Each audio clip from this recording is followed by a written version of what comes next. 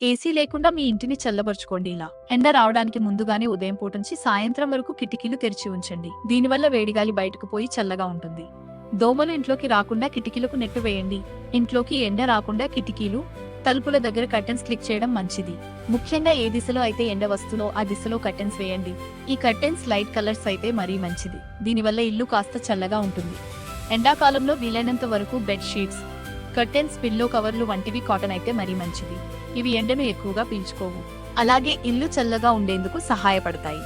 Ceiling fan, latest stand fan ఇంటిని చల్లగా మార్చడంలో సహాయపడతాయి. అందుకే ఎండ ఎక్కువగా ఉన్నప్పుడు ఫ్యాన్ వేసుకోండి.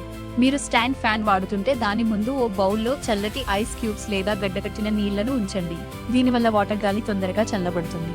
ఎండాకాలంలో బాల్కనీతో పాటు ఇంట్లో కొన్ని మొక్కలు ఉంచడం మంచిది. ఇవి గాలి నాణ్యతను పెంచడమే కాకుండా ఇంటిని చల్లగా ఉంచుతాయి.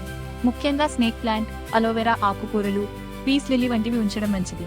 ఎండాకాలంలో వీలైనంత వరకు ఎల్ఈడి లైట్స్ వాడేందుకు ప్రయత్నించండి.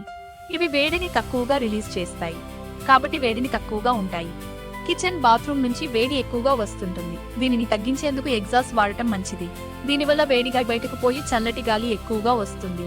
మీరు ఉపయోగించని గదిని క్లోజ్ చేయండి. దీనివల్ల మిగతా గదులు చల్లగా ఉంటాయి. ఇంటిని చల్లబరిచేందుకు తక్కువ అవసరం అవుతుంది. టీవీ, ఐరన్ బాక్స్, కంప్యూటర్ వంటి ఎలక్ట్రిక్ పరికరాలు ఉపయోగంలో లేని సమయంలో ఆఫ్ చేయండి. వీటిని వీలైనంత తక్కువగా వాడటం మంచిది. దీనివల్ల ఇల్లు వేడి కాకుండా ఉంటుంది. ఇలాంటి మరిన్ని ఉపయోగపడే చిట్కాలు మరియు అప్డేట్స్ కోసం మన యూట్యూబ్ ఛానల్ నాని న్యూస్ 24ని సబ్స్క్రైబ్ చేయండి.